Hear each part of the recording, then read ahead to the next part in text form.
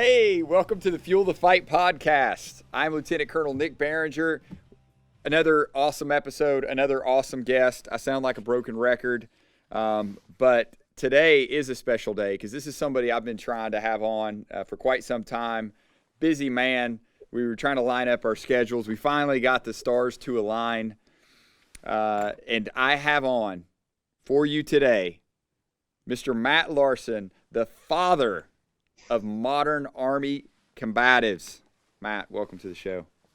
Thanks, Nick. Good to talk to you again. Yeah, even though Matt was making fun of my background earlier because of my, you don't like the No, the we gotta have.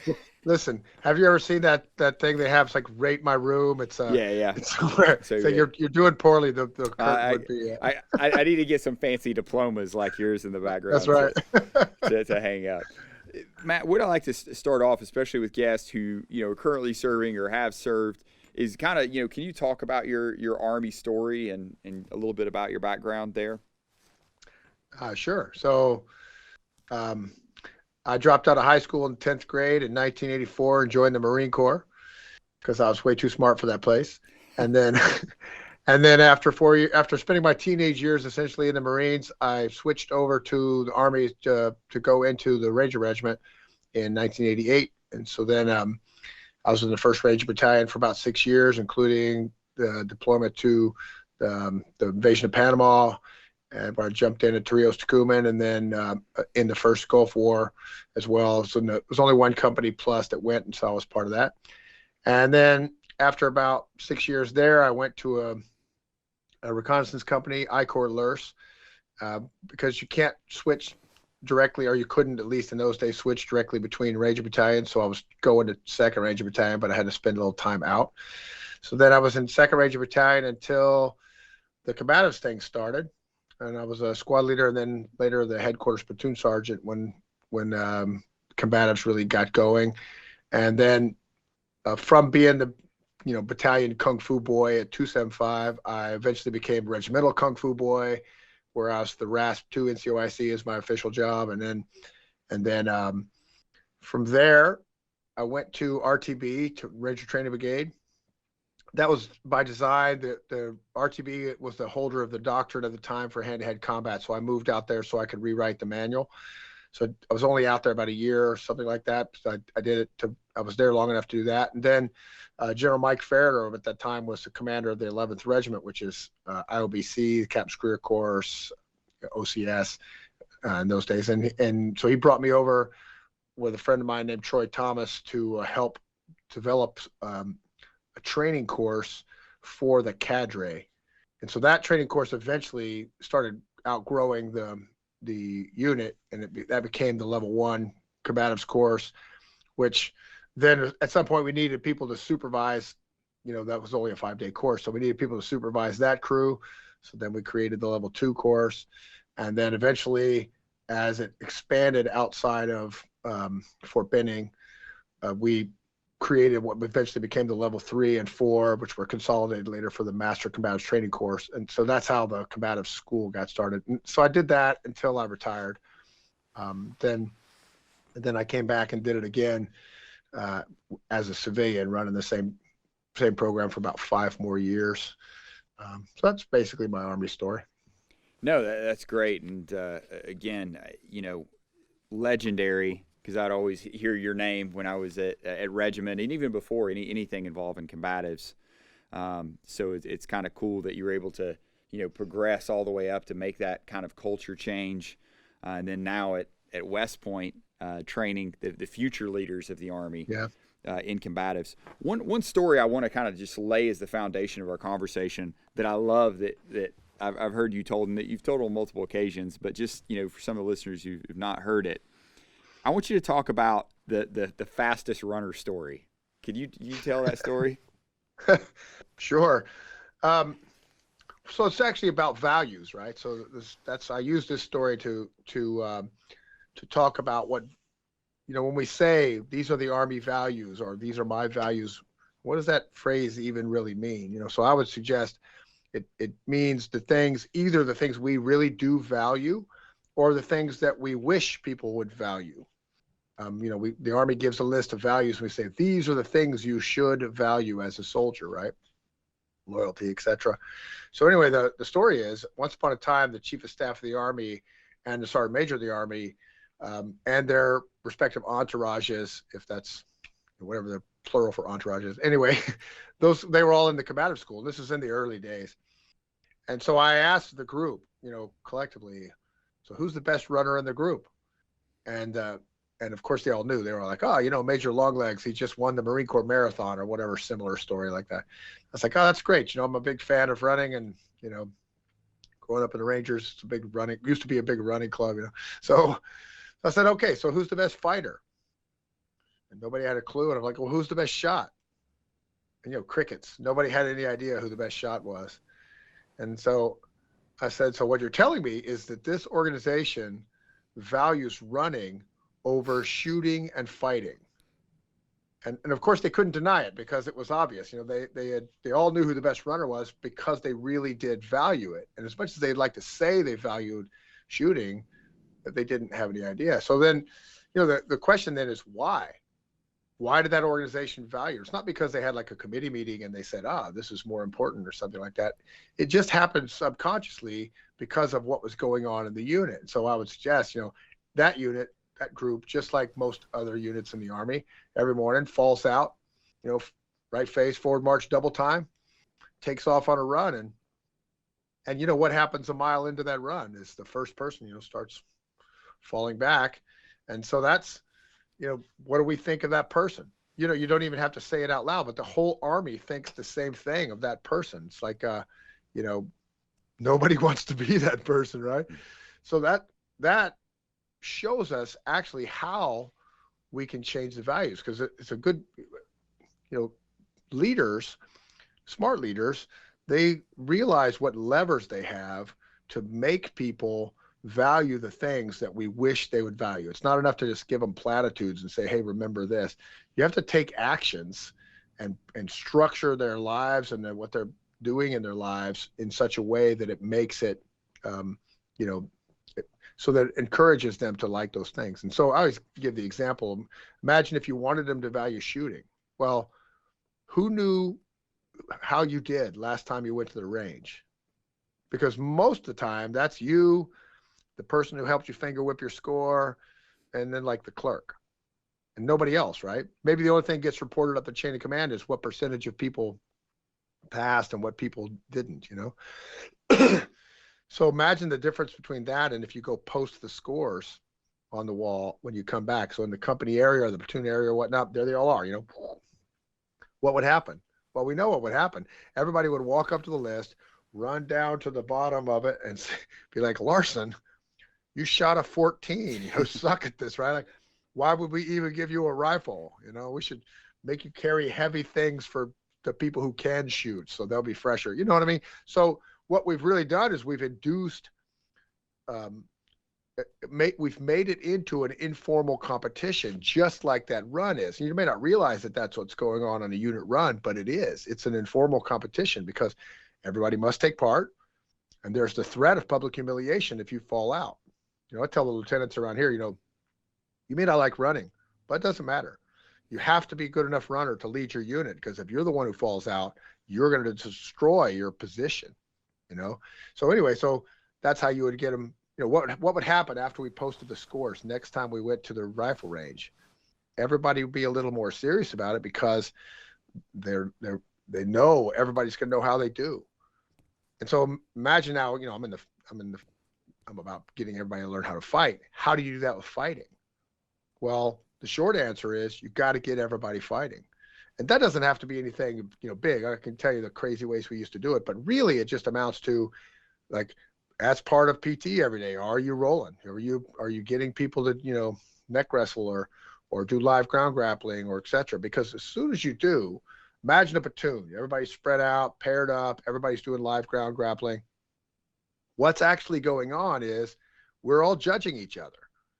We don't, all human beings are judging each other all the time, whether they want to admit it or not. Even those clowns who say they aren't judgmental, they're judging each other on how judgmental they are, right? So So we all are, you know, if I'm rolling with one guy and I'm not that good, he's going to be thinking, oh, this guy's a chump. And if I roll the next guy and I'm balling him up, he might, oh, that guy's a hammer. And we're all forming opinions of each other like that. And so imagine whenever you say, you know, when you say who's the best fighter in your squad, every soldier should know. I mean, if we value fighting. And the only way they're going to know is if you have them doing it all the time. Why do you? No, I mean that's. Thank you again for sharing that, because I love that story. But why do you think that Army leaders, they don't embrace combatives as much as say running? Well, because it's scary. Listen, so we used to sell T-shirts. I'm going to say some things that are harsh, and you know, for listeners who are offended, sorry, right? We used to sell T-shirts at the combative school that say, "We both know why you don't like combatives," and the truth is, we do. We know why people don't like combatives. There's not an intellectual argument that the Army doesn't need to know how to fight, or that soldiers don't need to know how to fight, right? The only argument they have is if it's producing a lot of injuries, and that's mostly a myth. You know, in the building that I work in, the DP, Department of Physical Education at West Point here, we have a whole bunch of classes. So guess which one has the least amount of injuries per hour of instruction? Well, it's actually swimming, right? Yeah. But combatives is second. So I always tell our students, imagine every day that we've come in here and trained combatives and we've been fighting each other, we typically have very few injuries. And I say, well, what if we had a basketball game, you know, each day out here? What would our injury rate look like? Well, it would be drastically higher, because basketball is a lot more dangerous than combatives. And so when you just, you know, we can prove that. It's not like this is not my opinion. This is, you know, we keep track of all the statistics. You know, basketball, handball, all those things are much more dangerous than combatives. So there's not like a crusade of leaders who don't want there to be basketball going on among soldiers. That's because it's not scary, right? But combatives is. And the reason the reason people don't like it is because they're afraid to lose their mojo, get out there. You know, even in the most elite units with the hardest, the top of their profession soldiers, it's hard to sometimes get combatives going, because imagine you take somebody who's top of their profession, they're a leader, they've done really well, they're, you know, the company first sergeant, they're the platoon sergeant, they're the whatever, and you say, okay, here's something that you need to know. It's fundamental soldier skill. It's also really hard, and also you might get balled up and humiliated in front of all your soldiers.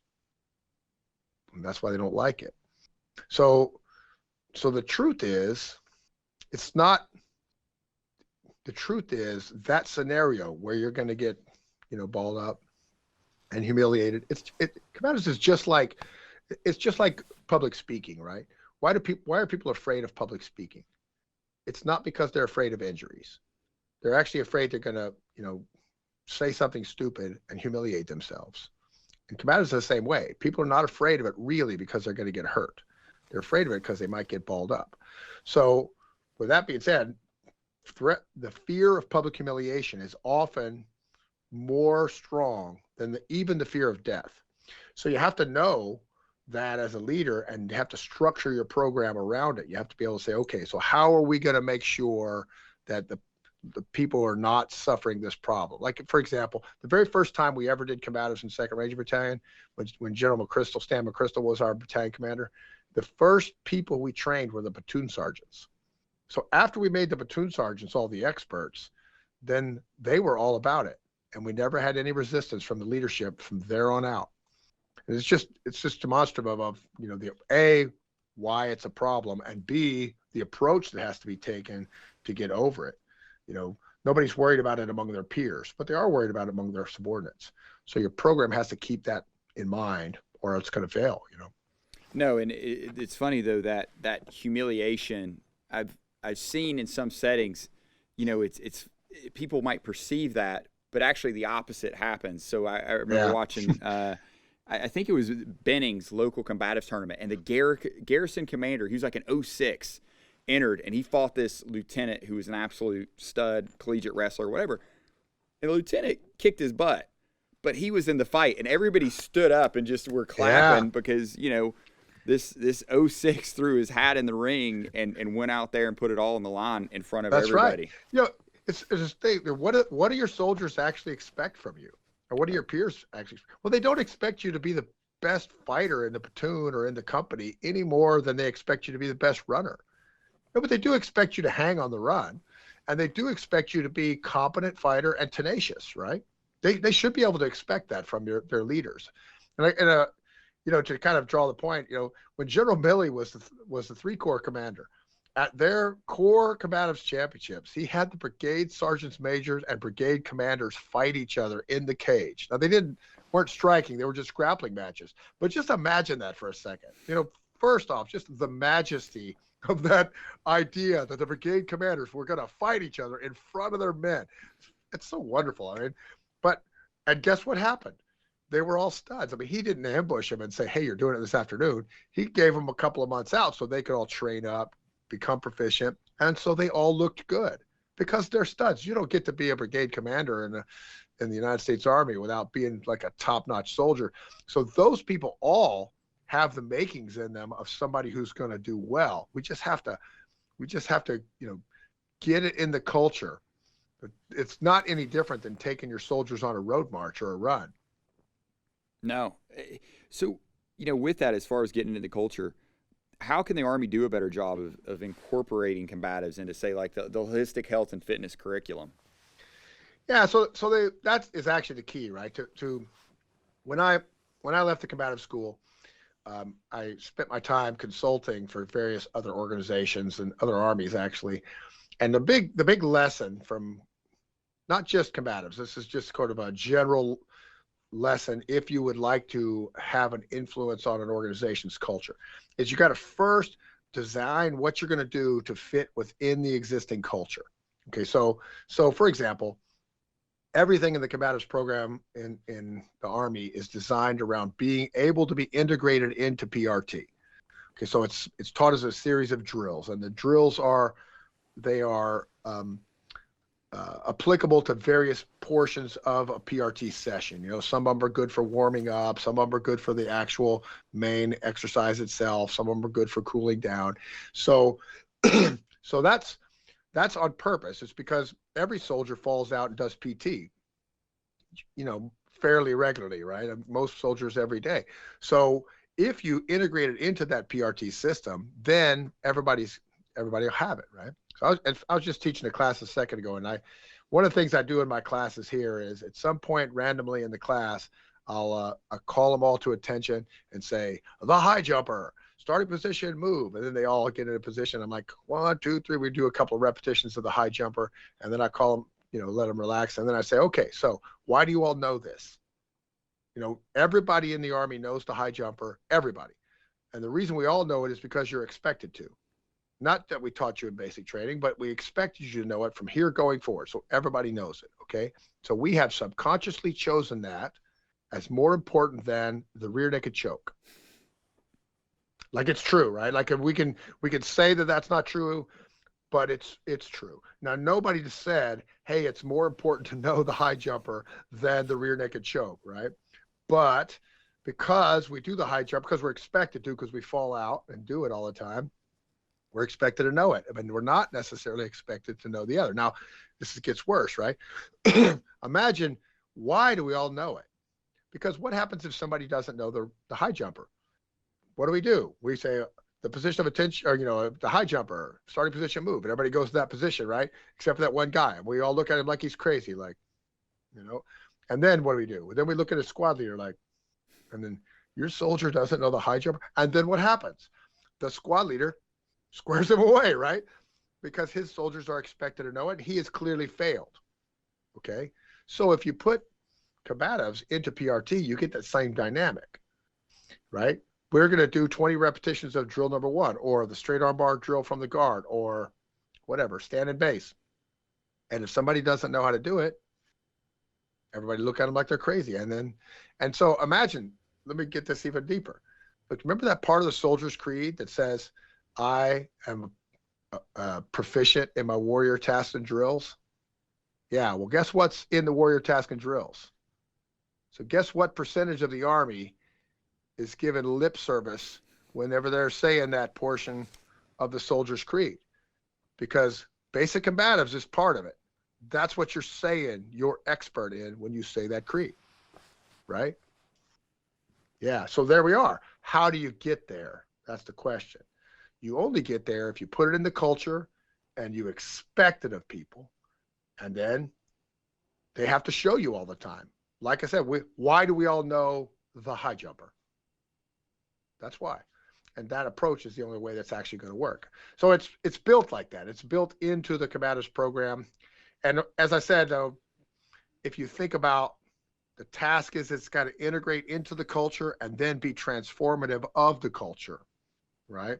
So that's the approach and how you're going to be successful in the same thing. So the combatives program in the Army works like that because everybody does PT every morning. But when we did the Air Force program, clearly that approach isn't going to work, right? You're not going to be able to integrate it into PRT because they don't have an equivalency. They don't do it every day. So they had to take a different approach, right? But that's, you see what I mean about the leadership angle of it.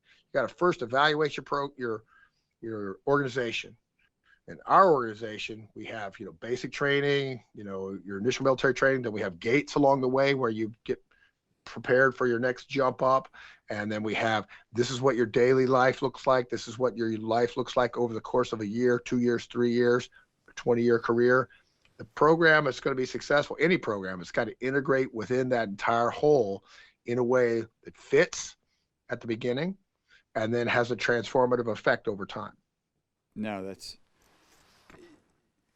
so we got to, integrating. I love the integrating in PRT and having, the privilege of serving with you there at West Point and seeing it even opened my eyes, something like incorporating pummeling into, movement prep and warm up, very easy to do, gets the heart rate up and you're practicing a skill. So where do you see the future though of Army combatives like over the next 20 years?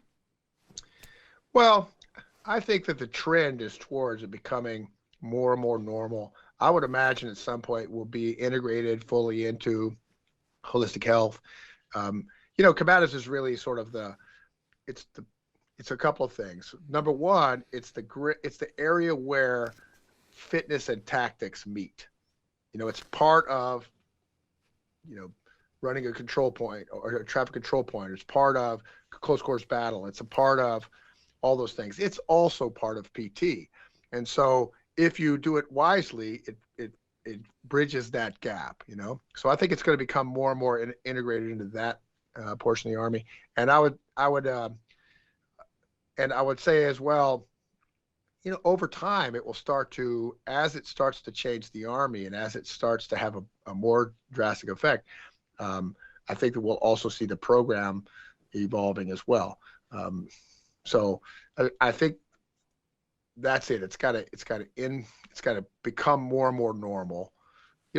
I get reports every single day from combatives instructors and people who wish their unit was having them. The commander won't let us do combatives. And so, every time I hear that, it's like evidence that we have not necessarily learned all the lessons of the past, right? We teach around here we remind everybody of what happens in long times of peace and how the culture will naturally drift away from combative reality and from being a warrior culture. I'll give you a couple of examples. The obvious one is the 507th Maintenance Unit, right? When that debacle went down, it was a cultural problem. The problem was that we thought we had portions of the Army that were the fighting portions and portions that were the support portions, but that's not the case. The whole support portion of the Army also has to be fighting. Imagine what percentage of the 101st Division at Bastogne was not involved in the fighting, right? Everybody was involved. So that lesson has to be relearned, it seems, every time we have a long period of peace, right? And so that's the reason why you have to have something within your culture that shows people all the time that they are the ones who have to do the fighting, or they're to be expected. And another good example of that is, and people have completely forgotten about this one, but remember when the first Gulf War went down, the 24th ID at Fort Stewart was alerted. They had something like 600 people go AWOL and not show up whenever they got alerted, because that was the portion of the Army where we had gone full force on, come join the Army and we're going to pay for your college. Like, we stopped talking about all the portions of the Army as being involved in the fighting, and it affected the culture. Like, you can't be like in the whatever maintenance unit and imagine that you're not going to be that person. You can't be cyber or space command or something like that and not think that you're going to be moving around the battlefield, because at some point you will, right? It doesn't really matter what your job is. The reason you're wearing that camouflage outfit is because you might be hiding from people who are trying to kill you, right? So that's what that's about. And so imagine you're a cyber person, or you're a space command, or you're a nutritionist, and you're in that column and the lead vehicle gets blown off the map. Everybody in it burned alive, and you're in the third vehicle back. What are you going to do now? Hemmed in by terrain or whatnot.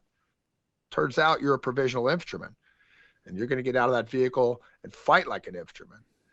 Okay, that's the Army. That's all of us.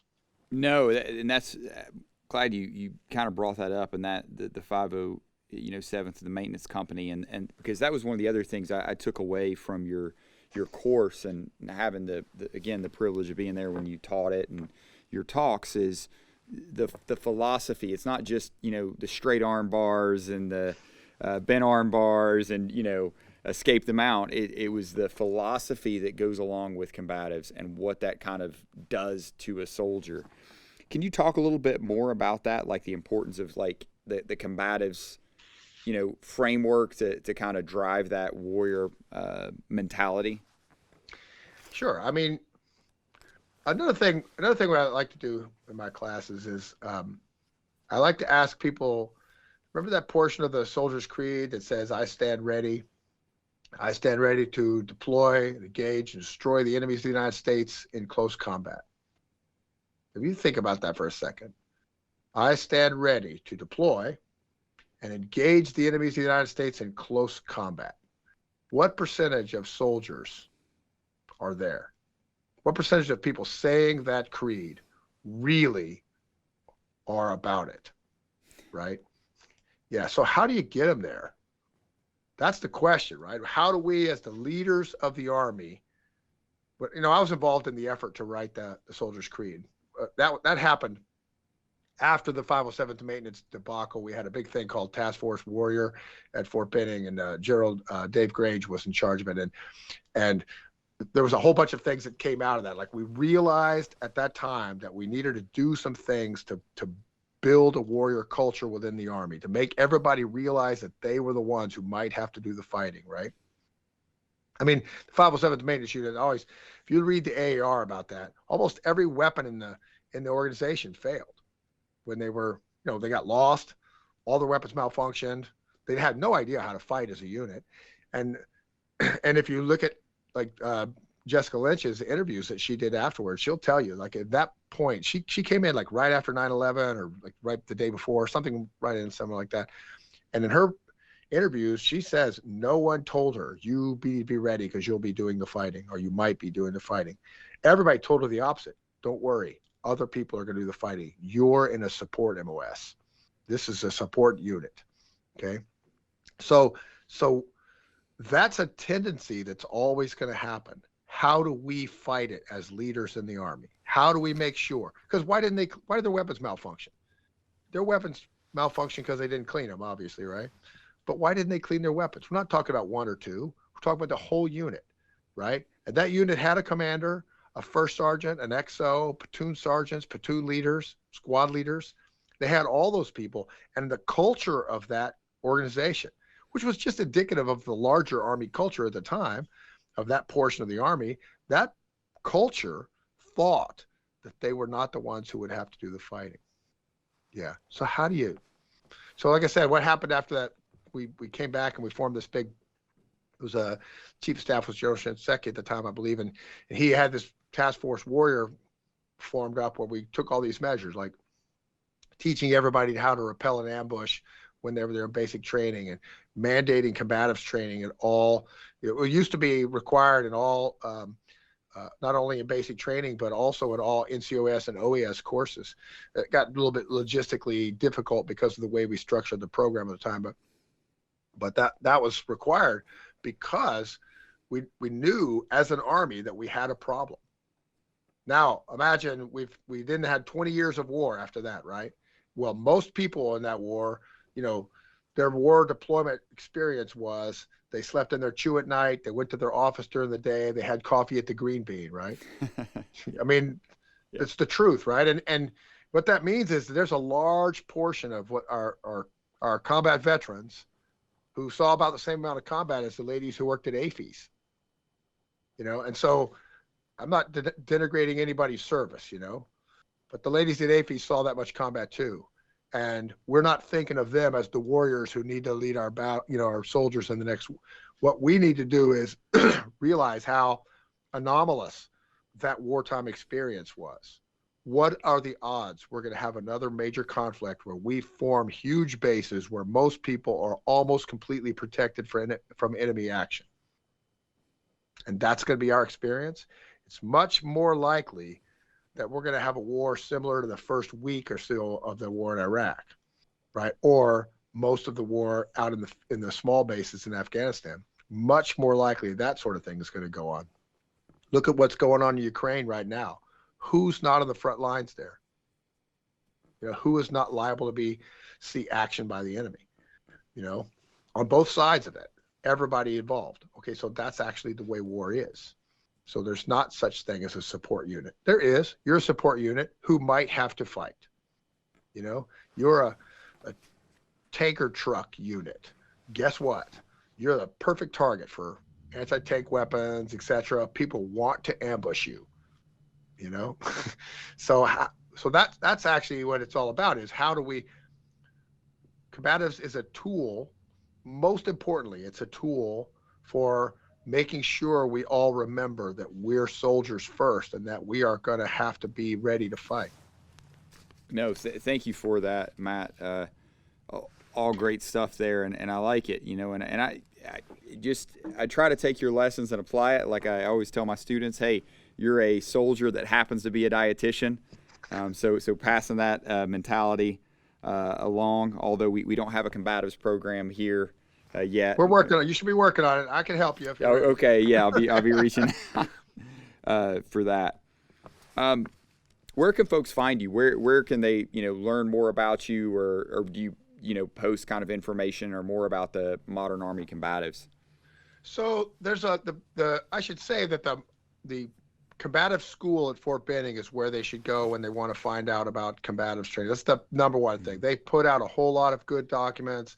They have they're rewriting the TC, I think, right now, but they've got all the curriculum for all the courses available. All that stuff is there. So that should be your first stop, not to come to me. Actually, what I'm focused on these days is the psychology of combat and the larger picture of getting the leadership involved. So if they want to find me, then I'm at the Department of Physical Education at West Point. Look me up. I'm quite easy to find. I think our email addresses are on the West Point webpage, right? So feel free to write me anytime you want. I also, if you just Google me, there's lots of stuff on the internet. I do speeches and whatnot and classes all over about various subjects, primarily combatives, combat psychology, etc. And so, yeah, I'm pretty easy to find. And I'm also, within the constraints of what our primary mission here of training the cadets, but within that, I'm happy to help, almost anybody, certainly any units that are experiencing or wishing to get a better program going. No, thank you for that. And then what I like to ask all my guests is kind of any book or resource recommendations for folks out there. Oh man, that's a really good question.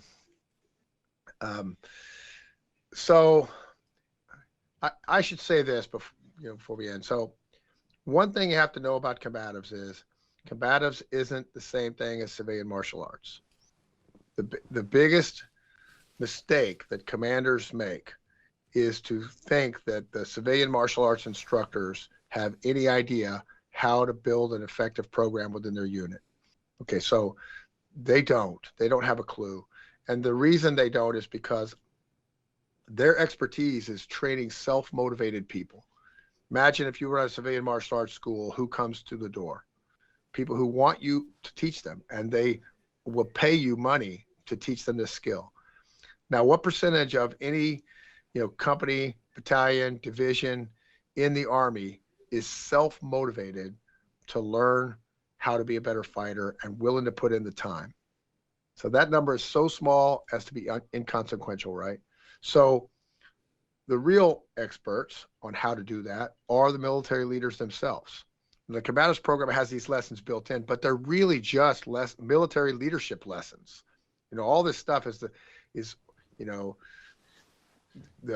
leadership 101 stuff that we all learned when we were, young leaders in the Army. So I would say that. Keep that in mind. Now, as far as things that can be useful, there's many. But I wouldn't want to narrow it down. I don't think we have enough time to actually give you a reading list of read Jack Penksap's book on affective neuroscience, right? Well, it sounds like we're going to have a part 2. Maybe that'll be we'll get into the combat psychology, and then maybe go through that history and talk. Sure, I'd love to do that. So that might be a part 2.